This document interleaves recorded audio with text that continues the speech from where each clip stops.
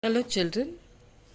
This is your moral science book, and we are going to start first lesson. God has made the world. In this lesson, it is told that God is everywhere in everything. God has gifted us with powerful senses through which we can hear, smell, touch, see the things. God is there, but we cannot see Him. Yes, but that's sure that He sees us.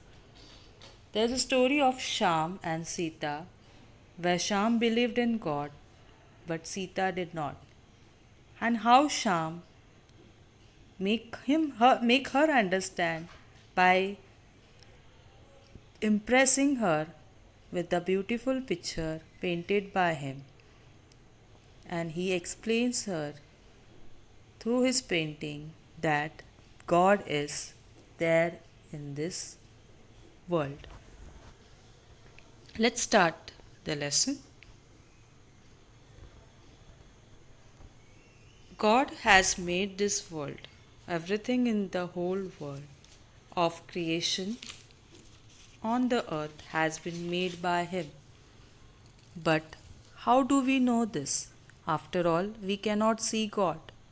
We learn of many things by seeing our eyes, by hearing with our ears, by smelling with our nose, by tasting with our tongue, and by touching with our hands. Seeing, hearing, smelling, tasting, and touching. These are known as our senses. We have five senses, and with these five senses, we get to know the world.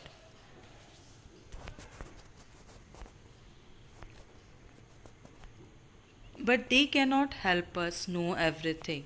There are many things we cannot see, many odors we cannot smell, many sounds we cannot hear, but we know they exist. So, it is with God we know He exists. We believe in His existence even though we cannot see Him. There are hundreds of little creatures in the world that cannot be seen with the naked eyes. We see, we can see some of them with the help of microscope and other instrument, but there are still many others we cannot see. Yet we know they exist. You are sitting in a chair and you are aware that someone has made the chair. Your books are on the table. Someone has made this table. Similarly, we know that someone has made this world and everything else is creation. This is a story of two friends, Sham and Sita. Sham believed in God. Sita did not. She believed that life and the world were created naturally over the years out of heat and movement of the earth. One day, Sham painted a beautiful picture in rich and vibrant colors. Sita was very impressed by it.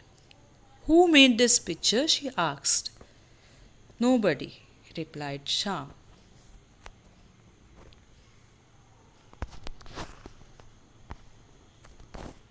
What do you mean by nobody? Yes, said Sham. There's no need for anybody. The paper flew in from somewhere. The paints were lying in the cupboard. Perhaps the wind blew them onto the paper. Somehow it became hot and the paper and paints started moving about. Hey presto, the picture got painted. By this time, Sita was quite irritated. Don't be silly, she said. Tell me now, who made it? Now you're being silly, Sita, said Shah. If the creation of this world can occur on their own by themselves, why not a little picture?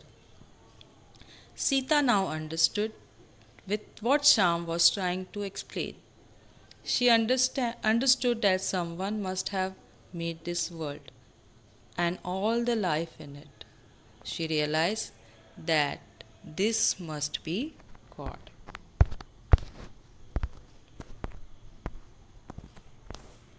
God is everywhere. We say that He is all pervading.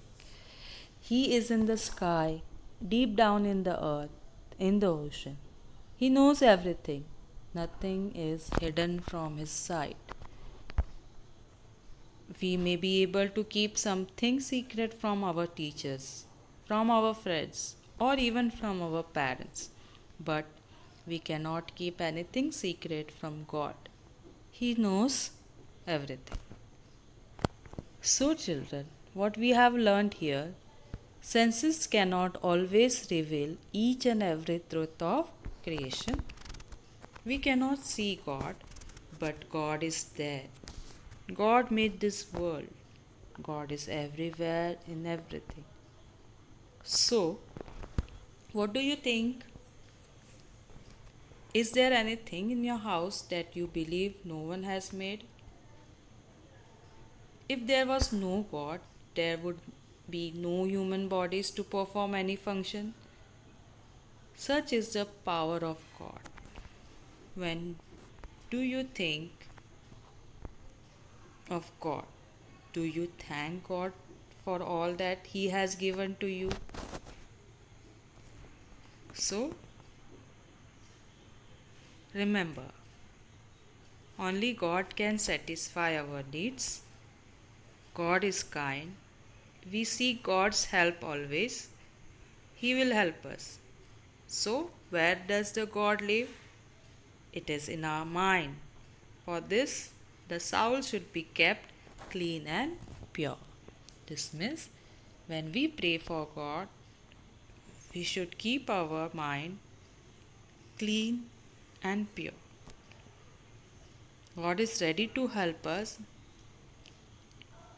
if we are also kind. Hope you have understood this lesson.